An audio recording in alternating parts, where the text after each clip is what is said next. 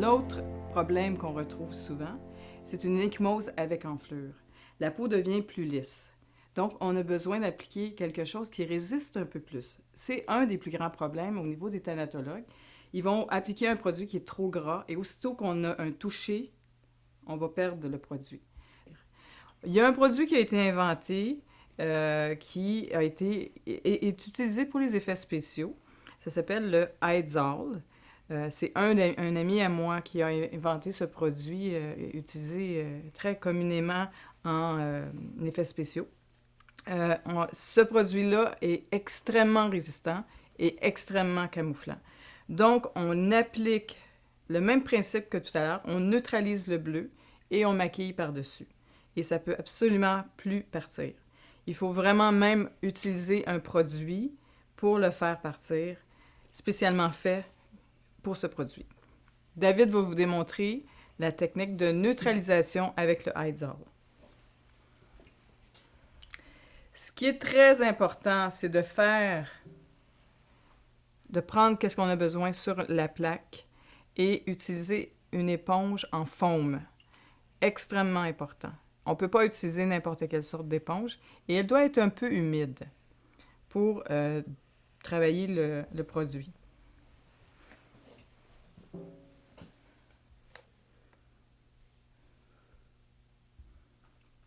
La plus grande partie du produit va partir du point le plus foncé dans l'ecchymose.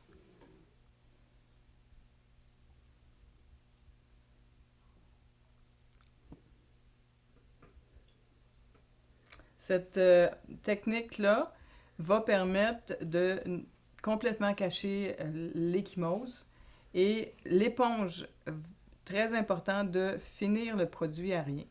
Une autre chose qui est très importante, c'est que cette éponge-là doit être découpée en rondeurs pour ne pas créer des démarcations. Un autre point qui est important au niveau des démarcations, c'est que l'œil va reconnaître beaucoup plus une ligne qui est droite qu'une ligne qui est diffuse. On le voit très bien ici, la ligne est diffuse, la ligne est droite. Donc, qu'est-ce que David va utiliser? C'est un peu d'eau pour vraiment enlever la définition de la ligne.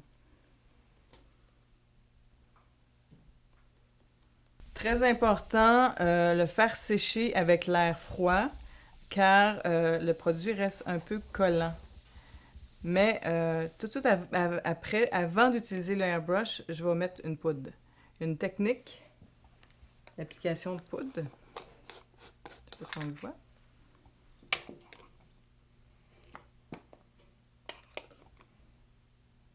Il ne faut jamais avoir trop de poudre sur la main. Je vais utiliser une petite partie de poudre sur la houppette. Je vais la plier en deux, faire pénétrer à l'intérieur, enlever le superflu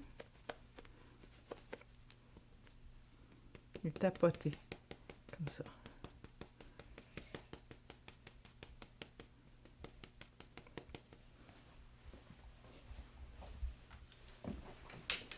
Finir avec mon petit balai.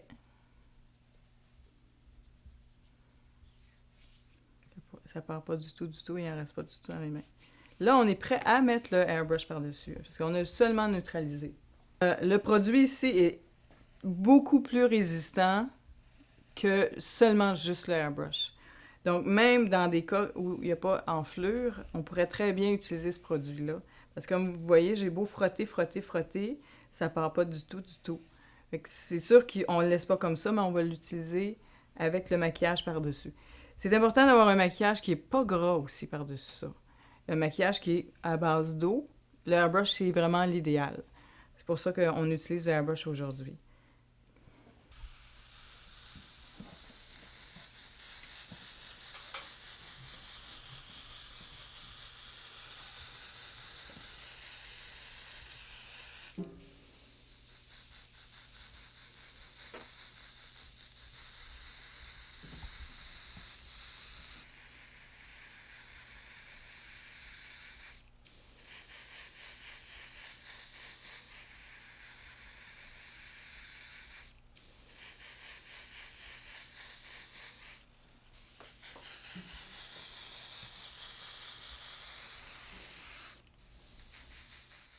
Donc, on a fini l'application du Heidzall.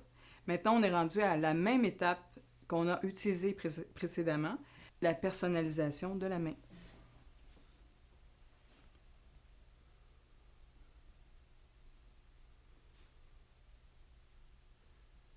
C'est important de faire des points de plusieurs grosseurs différentes, ce qui va donner un aspect naturel. Ensuite de ça, lorsqu'on se rend compte qu'il y a des points qui sont peut-être un petit peu trop gros à notre goût, on a juste à aller les estomper un petit peu avec les doigts en utilisant les deux techniques sur la brosse à dents, c'est-à-dire des petits coups comme ça vont donner des petits points et des coups plus grands vont donner des plus grands points, plus gros points.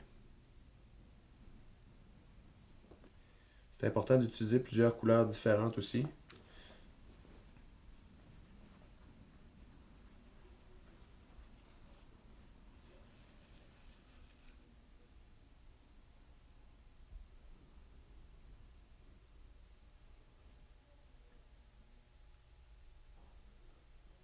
Ça va contribuer à donner un aspect plus naturel à la main.